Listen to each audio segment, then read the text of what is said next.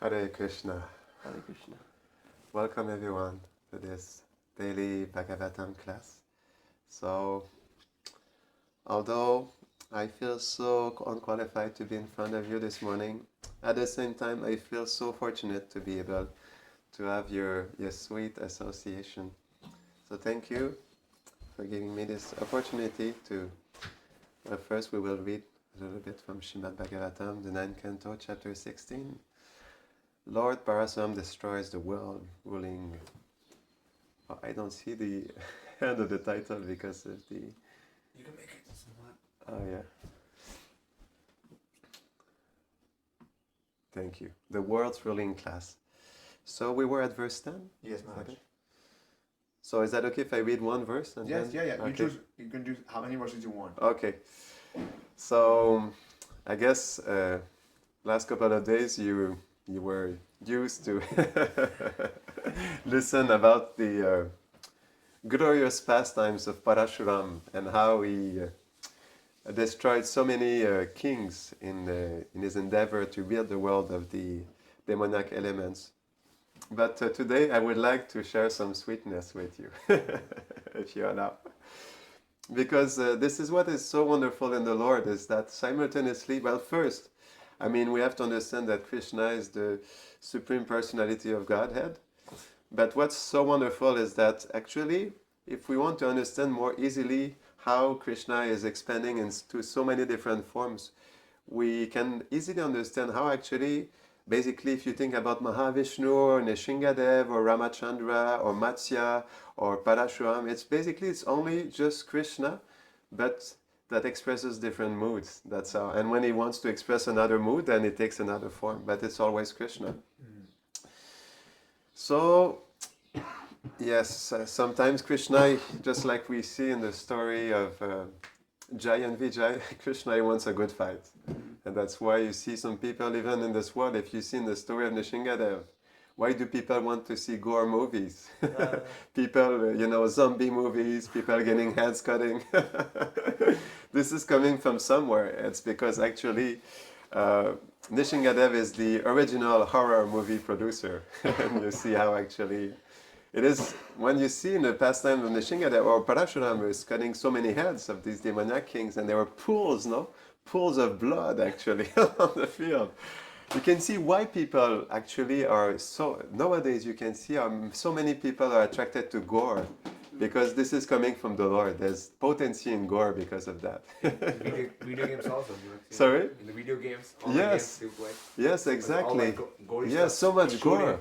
And I mean, sometimes I was wondering, why is it so people, they find so much taste in it? It's because actually the Lord finds taste in cutting the heads of the demoniac kings. And the Shingadev, when you think about that, but this is transcendental gore, it's like Nishingadev is sitting there and then he has like Hiranyakashipu on his legs, and then he just tear apart, takes his intestines. It's quite amazing, and then he puts it like a flower garland, and he takes his heart, and it's still pumping in his arm like that, and then he throws it like that. So we understand that he took the heart of Hiranyakashipu because he's his devotee, and he garlanded himself with an intestine just to glorify him also, and to honor him, in that quite fierce battle, with Hiranyakashipu. But today, if you, with your blessings, if you kindly allow me, I would like to share one very sweet story. Actually, this is one of the Brajbasi's favorite stories of Radha and Krishna. It's the Mudraka Chori Lila. It's the pastime of the stolen ring. But before, I'm sorry, we will read a little bit of Srimad Bhagavatam. So, Om Namo Bhagavate Vasudevaya. Om Namo Bhagavate Vasudevaya. Om Namo Bhagavate Vasudevaya. Om Namo Bhagavate Vasudevaya. Om Namo Bhagavate Vasudevaya. Om Namo Bhagavate Vasudevaya. So do you read the Sanskrit or you? Yeah, you can translate. Okay. Ekadashramato rame sabhata divanam gate vairam sishada yishavo labhachidra upagamam. Translation. Once, when Parashuram left the ashram for the forest with Vasuman and his older brothers, the sons of Kartaviryarjuna took the opportunity to approach Jamadagni's residence to seek vengeance for their grudge. So, if you'll allow me, I will share a little bit about Vrindavan. First, I'll just offer my pranams. Om Agyanatimirandasya Gyanam Jarasharakaya Chakshurun Militam Jena Tasmai Shri Gurave Namaha Shri Chaitanya Manobishtam Stapitam Jena Bhutale Swayam Rupa Gadamayam Dharati Swapadam Tikam He Krishna Karuna Sindhu Dina Bandhu Jagat Pate Gopisha Gopika Kanta Radha Kanta Namostute Tapta Kanchana Gaurandi Radhe Vrindavaneshwari Vrishabhanu Sute Devi Pranamami Hari Priye Vanshakalpatarubhyashta Kripa Sindhubhya Evacha Patitanam Pavanebhyo Vaishnavebhyo Namo Namaha Jaya Shri Krishna Chaitanya Prabhu Nityananda Shri Advaita Gadadhara Shivasari Gaura Bhakta Vrinda Hare Krishna Krishna Krishna Hare Hare Hare Rama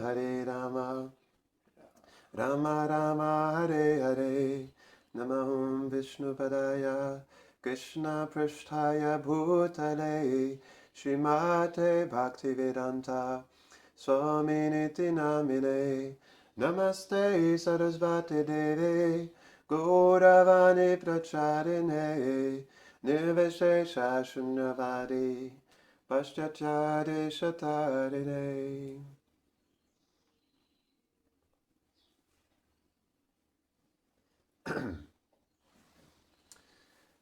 So we hear often how important the chanting of the holy name is, and we understand that actually Krishna's name is not different from Krishna. It's Krishna himself. He's directly present as the name. And we have to understand the same also with Brajilas. Actually, one time I remember I was in Vancouver Island in Victoria, and at that time I was with one brahmachari, and we spent 1 month. And for 1 month together, we're just the two of us doing Harinam every day for 6 hours. And my realization at the end of this month was that actually everything is in the name. That when we speak, when we say everything, that means everything. That means we are present in the name also. So Krishna is present, but we are present. What does that mean? Our truth is present in the name. Our reality is present. Our spiritual identity is present. Our name, or just like Krishna's name, form, attributes, qualities, pastimes are present. Our name, form, qualities, and place in Krishna's pastimes is present also. That's why chanting the holy name is so important, because when we chant, we don't connect only to Krishna, but we connect also to our eternal reality with Krishna. And that's why Braj Lila is so important also in our life. Chaitanya Mahaprabhu, he says, actually, he explains in that the Srimad Bhagavatam is the basis of our chanting. Why is the Bhagavatam the basis of our chanting? It's because the Bhagavatam is Krishna. It's a glorification of Radha and Krishna. And through Bhagavatam we can hear about Krishna. And we can develop feelings for him. Bhaktivinoda Thakur, he says in the Harinam Chintamani that when we chant the holy name, we have to chant with feelings. But how can we have feelings for Krishna if we don't know who Krishna is? If we don't know who he is, if we don't know about his form, his qualities, his pastimes, his associates, that's why the Bhagavatam is the basis of our chanting. And if we want to develop feeling, we need to hear about Krishna. Actually, that's why Shravanam, Kirtanam, Vishnu, hearing is first. Because how come we actually came to Krishna consciousness? Because we heard. We heard first.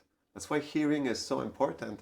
And actually, when we hear, Jiva Goswami says in the Sandarbhas, I think it's in the Bhakti Sandarbha, he says that when we hear a pastime of the Lord, or from the Bhagavatam, let's say the Srimad Bhagavatam. Bhagavatam, what is it? It's Shabda Brahman. It's transcendental sound vibration, recorded sound vibration. But it's not just like we listen to something, and then we hear something. No, when we say Shabda Brahman, it means that it's not only recorded, but it's recorded, it's alive. Prabhupada says when we read Bhagavad Gita, actually, when we read, it's just exactly when Arjuna was face-to-face present with Krishna, hearing the Bhagavad Gita from him.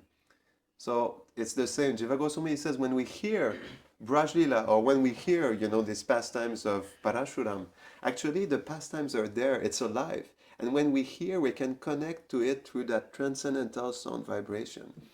So why is it so important to hear about Braj, about Krishna in Vrindavan? It's because actually we are part of that reality. What does going back home, back to Godhead means? That means we're meant to go back to Krishna. We have a place with Krishna, and we see that in the story of Gopakumar. Gopakumar, this is one of my favorite stories, and I remember when I was reading first the Brihad Bhagavatamrita. This is, have you read the Brihad Bhagavatamrita? Yes, okay, thank you. And those of you who have not read, please read that book. It's so beautiful. I remember when I was reading the story of Gopakumar, it's so touching, that story. When he meets Krishna face to face, how Krishna welcomes him, and how he enters into Nandagram for the first time. I remember when I was reading that first, I was realizing how dangerous it is to read about Vrindavan. It's very dangerous. Just like, Rupa Goswami says, if you don't want to leave your friends in this world, if you don't want to leave all your attachments, then please don't go. Mm-hmm. Don't go to the shore of the Yamuna where there's this young prince of Braj. Don't go there, please, because you'll lost your heart. And that's what I was experiencing, When you read about Vrindavan, it's really dangerous because Vrindavan is so sweet. It's so captivating. It's so beautiful. It's so perfect that actually you just want to give yourself completely to Vrindavan. And you just lose yourself. That's why, in the Madhura Kanambini, Vishwanath Chakravarti Thakur, he says something very interesting. Is when we go into the deeper stages of bhakti, we become like a madman. We don't know what is day, what is night. We lose ourselves completely. So, and that word is used quite often to be like a madman. Why? What does it mean to be a madman? We're mad for Krishna. We're mad for Vrindavan because it's, Braj, it takes your heart. It takes your heart completely, and it's like, if someone takes your heart, what do? You run after that person, It's like when for most of us, we've experienced, at least, if not in this lifetime, in previous ones, falling in love with someone, And when you fall in love, you can only think about that person. You just, all the time, you keep thinking, you eat about that person, you drink, you breathe that person, you think, you walk that person. It's falling in love, That's why when it's, absorbing yourself in Vrindavan is very dangerous because it takes your heart completely. And it takes your heart, and you have no choice but to run towards Krishna, to run towards Vrindavan, because actually your heart is taken. That's why you see people in this world, why are they giving all their life to their family, to their children, to their work, to their projects? It's because their heart is taken, And that's what happens if we want, the thing is we have to develop feelings. It's very important because Vrindavan is all about feelings, and the soul also is all about feelings. We're sentient beings. And in his book on psychology of bhakti, Ramanujacharya wrote a book on psychology of devotion. And he says something very interesting. He says that actually, in the mind we have thinking, feeling, and willing. And actually the feeling is the most the most powerful thing. Because the desire, the thinking and the willing, the desire and the thinking, the thoughts will follow the feeling. So whatever feeling we have, the rest will follow. That's why if we don't have feelings for Krishna, then where will our feelings bring us? That's the thing, you know. So that's why we have to find in our heart a place to develop feelings for Krishna. But if we don't know about Krishna, how can we be attracted to him? That's why hearing about Vrindavan is so much important. Why did Prabhupada write the Krishna book? It's the first book I read from Prabhupada. He wrote Krishna book so that people could read about Krishna, could hear about his pastimes. I mean, he made it very, like at the beginning, like devotees starting to distribute Krishna book, and we see, you know, because he wasn't sure he would finish the 10th canto of the Bhagavatam, all the Bhagavatam. So that's why he had this, he took it upon himself to write the Krishna book to make sure at least people, they will have the full story. Well, I mean the amazing story of Krishna from the 10th canto of the Srimad Bhagavatam. So hearing is very important, and I will never forget this. We hear things sometimes and it stays with us forever. There was one Swami, we were doing parikram in Navadvip, and there was one Swami, Bhakti Dhiradamodar Swami. Bhakti Dhiradamodar Swami. And he was giving a talk during this parikram. And he was saying something very beautiful. He said, if we want to enter into Vrindavan, first we enter through hearing. That's how we enter, you know, because, I mean, entering Vrindavan is something very sacred and very high, but we can enter first into hearing. And that's true. Through hearing, we can have that experience of Vrindavan when we hear about Krishna playing the flute, or the flowers, or Krishna taking care of the cows. We get to hear about Krishna's reality. So there's something very special in hearing. And because we, in that, what's very important for us in our devotional life, if we want to develop feelings for Krishna, we need to hear more about his pastimes. And the more we hear about his pastimes, the more we realize Krishna, but the more we realize also the space that we have with him, how we are meant to be with him, you know, and have a special connection with him, because our factual reality is our relationship with Krishna.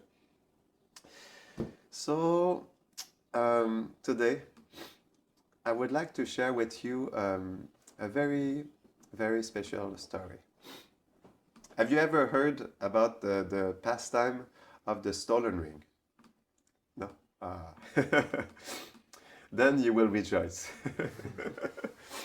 But first, before we hear about Krishna's pastimes in Vrindavan, we should hear also from these Brajbasis who have descended in this world, just like Narottam Das Thakur.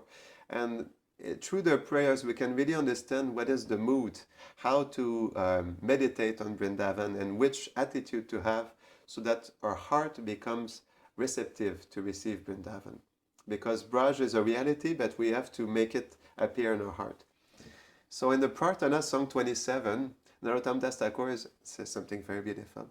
O Lord Hari, when will my situation change so that I can abandon everything and go to Vrindavan? When will I leave behind wealth, disciples, my son and my wife to go to Vrindavan?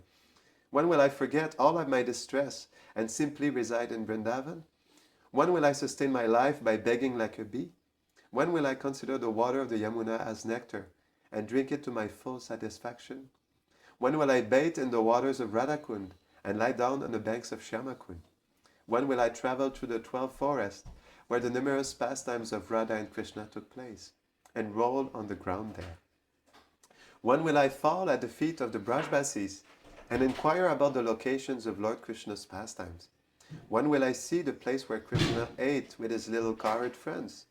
When will I visit the forest and sub-forests of Vrindavan? Narottam Das deeply desires the lotus-like feet of Radha and Krishna. Jai Narottam Das Thakur ki. Jai. So, back to that story. Modrika Chauri Lila. So this is the pastime of the stolen ring, and it's an extremely sweet pastime about Krishna who steals not any ring, but Srimati Radharani's favorite ring.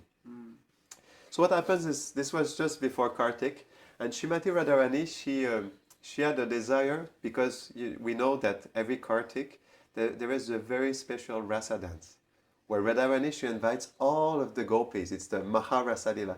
She invites all of the gopis to come and dance together with Krishna. And when we say all, that means a lot of people. Because actually, I mean, we understand that Nanda Maharaj, he has 900,000 cows, but this is in Boma Vrindavan. In Goloka Vrindavan, he has much more cows. Like when we speak, sometimes it is explained by the acharyas that there are billions of gopis, billions of sakhas with Krishna. This is inconceivable. Because the nature of the transcendental world, it is just like a lotus flower.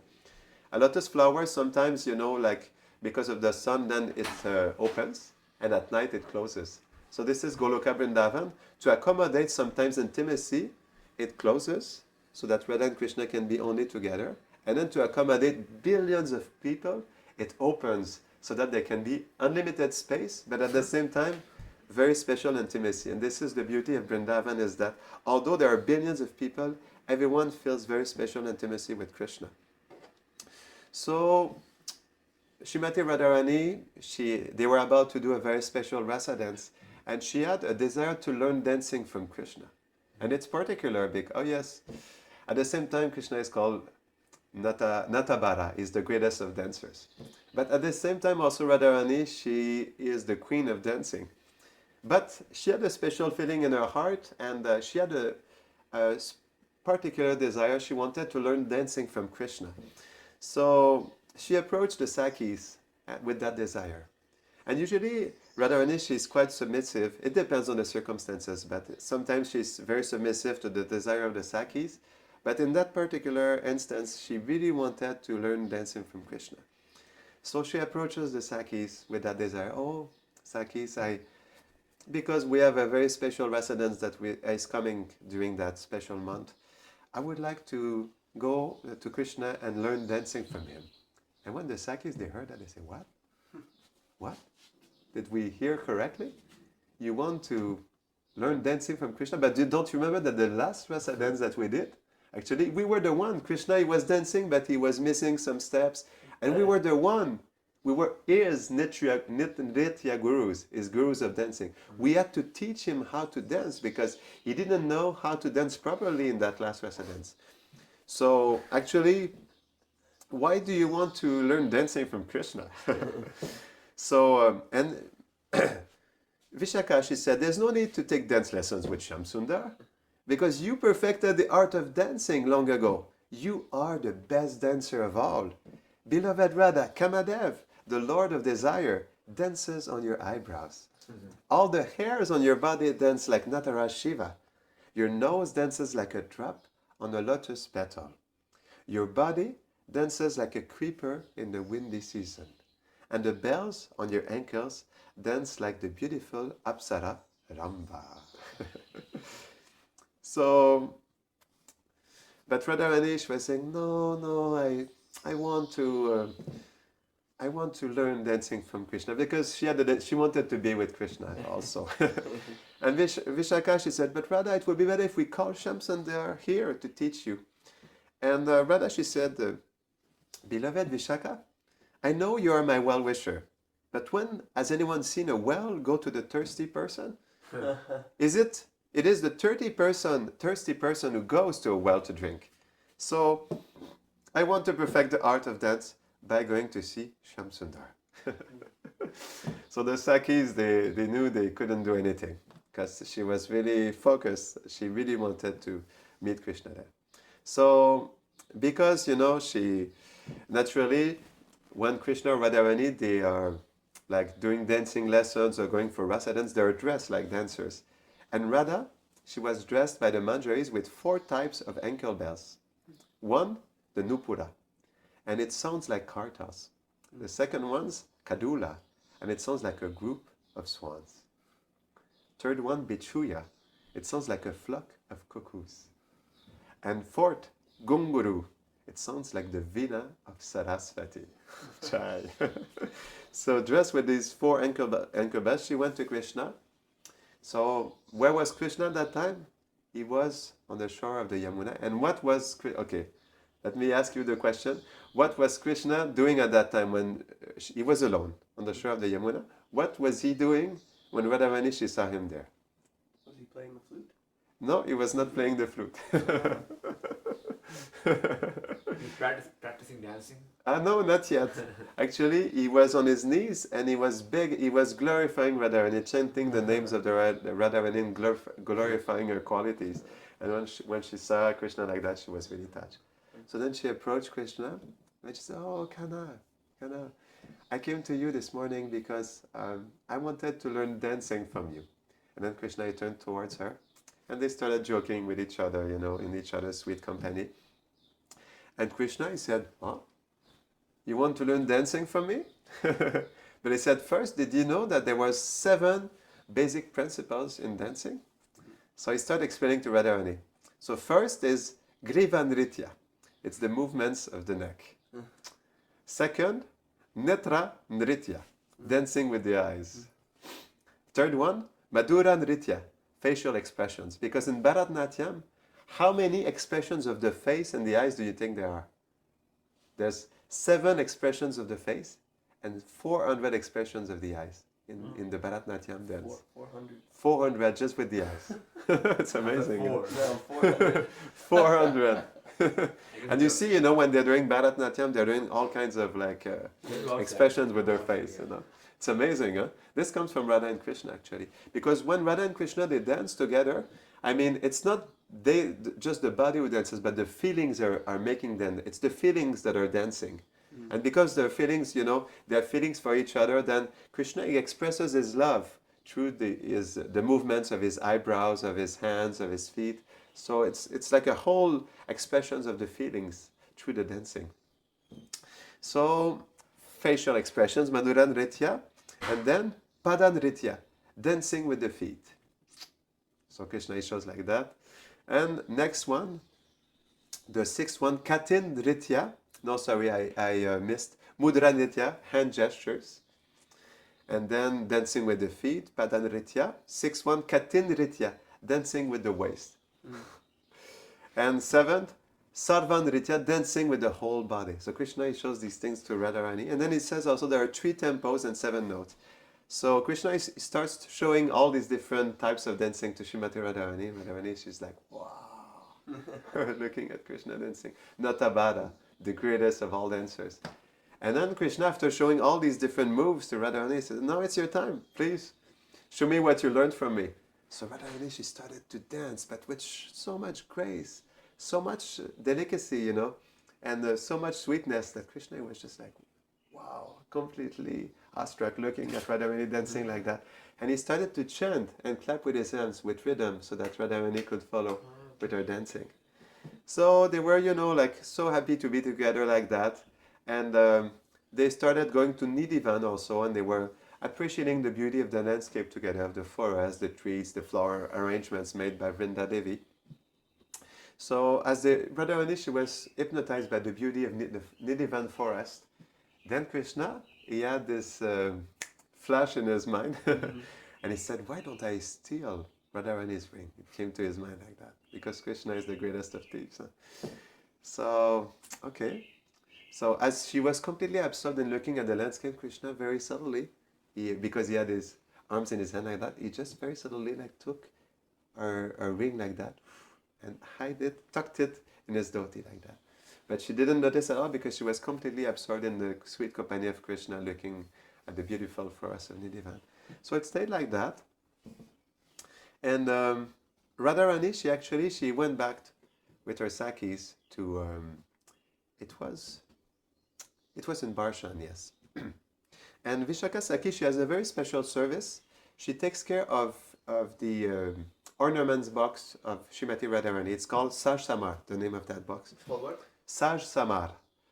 Saj Samar. Okay. So basically, every morning there are 64 ornaments that are put on Radharani's body and on her dress. So every morning Vishaka, she has manjari, because she's kind of responsible for that box, but she has servants, manjaris, who are counting the ornaments in the box. So before putting on Radharani, they count 1, 2, 3 up until 64. And after, to make sure she didn't forget, because when dancing or this or that, or Krishna stealing, she might, have like lost somewhere like an ornament. So at the end, they count again. So as is the tradition, so when Manjay was counting 1, 2, 3, 4, 20, 30, 40, 50, 60, 61, 62, 63. 63 ornaments. So it's not possible. One is missing. So she counts again. 1, 2, 3, 20, 30, 40, 50, 60, 61, 63. One ornament is missing, and she looks around. It's the mirror ring of Srimati Radharani. It was Which ring? mirror ring. Actually, it had been given to her by Kirtada Sundari for her birthday. So it was Srimati Radharani's favorite ring, because through that mirror ring she could see Krishna. Because she has different ornaments where she can, through the mirror of her ornaments, either she can see the reflection of Krishna when she's close to Krishna. Example, sometimes she wants to see Krishna, but because families are there or family members, she cannot look straight at him. Yeah. So through like the mirror ring or through like some ornaments on her, she can see Krishna's reflection in her ornaments. So it was very, very dear to her heart. And so the Manjari says, oh, the mirror ring of Srimati Radharani is missing. And Srimati Radharani, she says, I don't know what happened. And Vishaka, she said, but no, Radha, you're so innocent. You don't know him. But we do. We are sure it is Krishna. Because before you had that mirror ring, and after that mirror, after you're meeting Krishna, that mirror ring disappeared. So Krishna must have stolen your mirror ring. Because he is the greatest thief in the world. He can steal the collyrium from the eyes of a person walking right beside him. What to speak of a ring? He is the master of thieves. Look, he has stolen our butter, our clothes, our hearts, the sins of his devotees. And now, the ring of King Vrishabhanu's daughter. Believe me, Radha, I am your royal advisor. I know him very well. So, Radharani, she was, she was like arguing with Vishaka because, she had such a sweet, special moment with him. So she was just completely enamored with Krishna. So she could not believe that Krishna had stolen the ring. She was keep saying like that to Vishaka. And then she was telling her, no, we know. I am your advisor, please believe me. So basically, Vishaka, she stormed away. Directly, she went to see Krishna. So Krishna was there and she went to meet him. And she says, Krishna, we are missing one ornament of Srimati Radharani. We were counting very carefully, and we said that one ornament is missing. So Krishna, I know you have stolen the ring. And Krishna very innocently says, but how could I know what you're talking about? I'm just an innocent 7-year-old boy. What do I know about rings for young girls? I'm just a boy. Is it a ring, a toe ring, an earring, a nose ring? And Vishaka, she looks at Krishna and she says, but you look very expert with rings. You know what is a toe ring, a nose ring, so I'm sure you've stolen the ring, Krishna. So she says, okay, please come with me. You can plead you're non-guilty if you want in front of Radharani and the Sakis. So Krishna was happy because he was able to meet Radharani that way. So Vishaka Saki, she comes with Krishna and in front of Radharani and all the Sakis. And Lalita, she gets one of the Manjaris to look into Krishna to make sure that, if he's stolen or not the ring. So as she was looking, she found the stolen ring that was tucked under his dhoti like that. And she took it. She said, look, he has stolen the mirror ring. He is guilty. And Lalita, she said to Srimati Radharani, she said, look, Shirada, he has stolen your ring. Now you must punish him. And Radha said, because now she was convinced by the Lalita Saki with her guru. Oh, Radha, she said, you're right. And the greatest punishment for an unkind lover is to stop speaking to him. So I will never speak to Krishna again, ever. And Vishaka, who was there, she said, dear inhabitants of Vrindavan, this matter is settled now. Radha will never speak to Krishna again. And Vishaka, she turned to Krishna and pointed towards Govardhan. And she said, Krishna, leave now. Return to where you came from. And Krishna was so sad because he had such a special time teaching, dancing to Radharani. So sad he had to leave like that. And some time passed and Vishaka, she was speaking with Srimati Radharani and she said, I think now this is the right time for you. Let's take revenge on Krishna. It's funny because we finished on that verse from the Bhagavatam about taking revenge. Oh, I was wondering what the connection is. Now is the connection. So she says, let's take revenge on Krishna. Let's make a plan to steal from him as he stole from you. And Radharani, she says, but I never stolen before. How can I know how to steal? And Vishaka, she said, don't worry, I will be your theft teacher. I will teach you how to steal for Krishna. Who says that? Vishaka Saki, she said, I will become your theft teacher. So basically, together they went.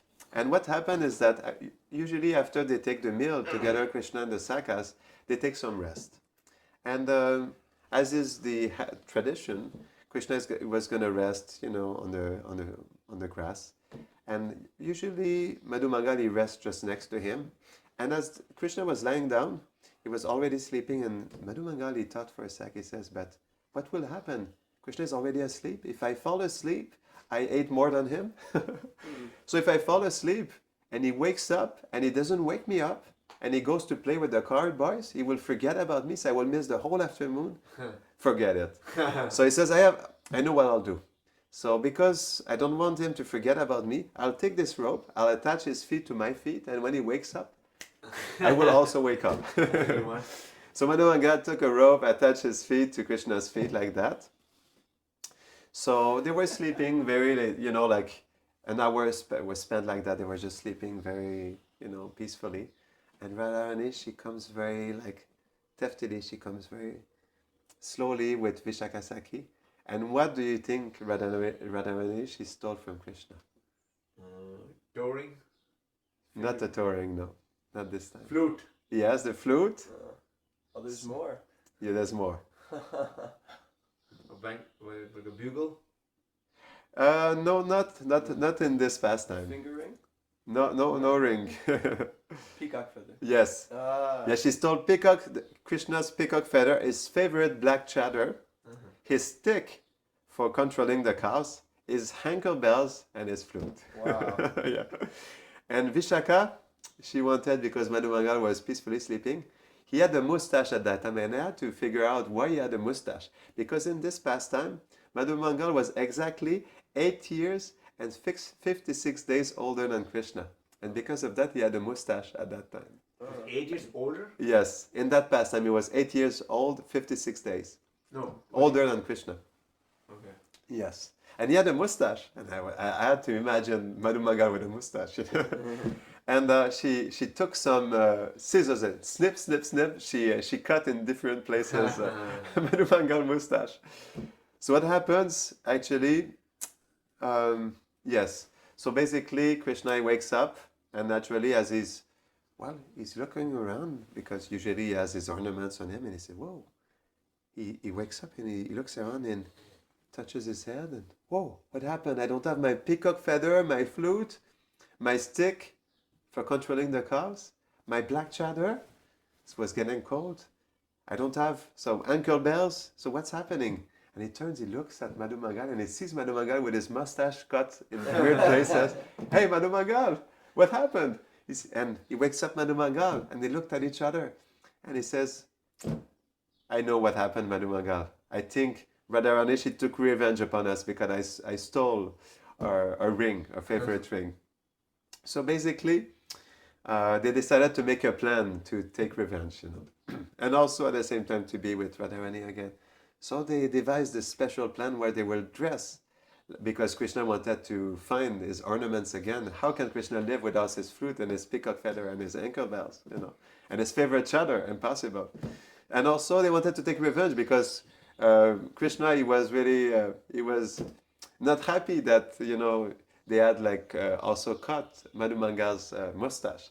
So they devised this plan. They dressed like old Sakis and just walking very slowly, just like old ladies. They started to walk like this, towards Barshan.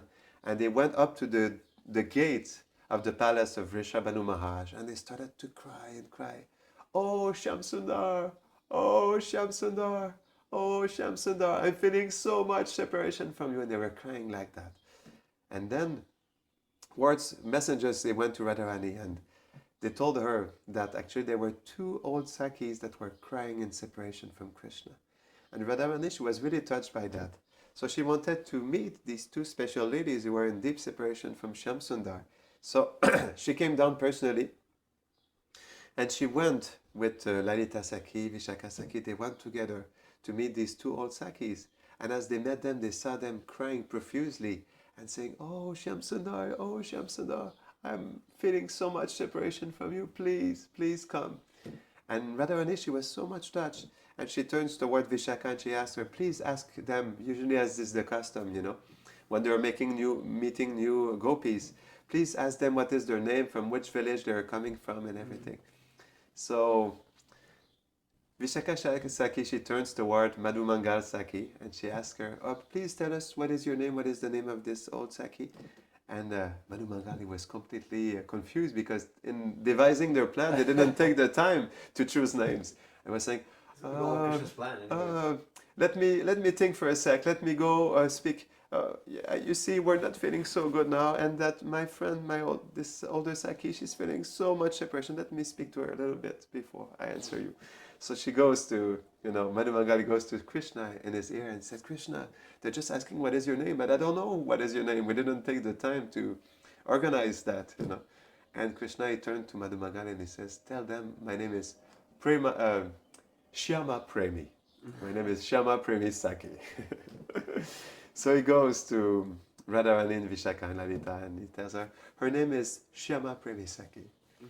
So Radharani, she was feeling, very sad for them, and they continued crying like that, and they went away a little bit to a secluded forest. And Radharani, she turned towards the Sakis and she said, "Oh, what can we do for them? I'm feeling so sad. I want to help them. How can we help them to encounter Krishna, to meet Krishna?" And Vishaka Saki, she turned toward Radharani and she said, "Hey, I have an idea. You stole Krishna's chadar, his flute, his peacock feather, his ankle bells, his stick. Why don't you dress like Krishna? And dress like that, you come to them and you give them a special darshan, and showing that you are Krishna." So Radharani said, "Wow, that's a wonderful idea." So she put Krishna's peacock feather on her head, then took the stick, his chadar, his ankle bells, his flute, and she went very graciously towards where the Sakis were. And just like Krishna, she started playing the flute very expertly. And when she got closer to the two older Shyama Premi Saki and Madhu Mangal, she started to curve in three places and like that, in Tribhanga form. And playing the flute, she was trying to hypnotize, the two Sakis. And when the Shyama Premi Saki saw that, he saw Radharani dressed like that, with all his own ornaments. What he did in the blink of an eye, without anyone noticing, he just immediately took all the ornaments. He took out his dress and put all the ornaments on him like that. And hey, here I am. And all the Brajbasis who were there present, they started laughing and laughing, and they burst out laughing and applauded Krishna's trick. How much he was cunning in making this arrangement to get back his ornaments.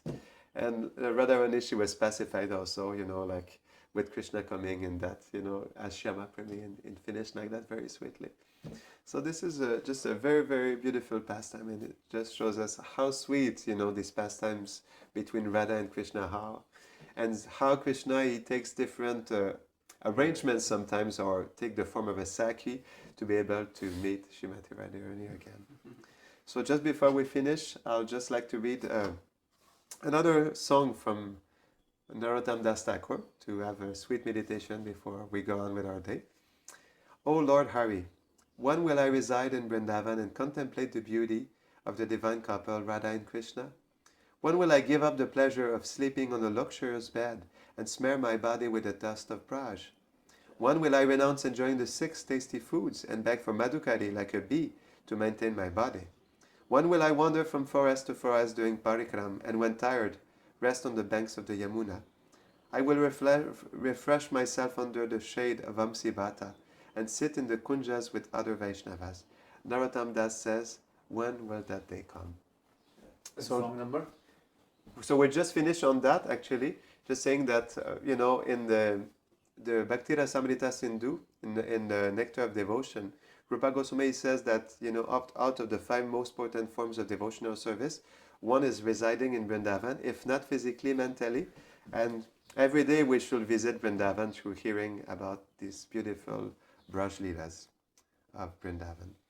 Jai Nitai Gaura Premanande. Jai Shri Prabhupada Ki. Jai.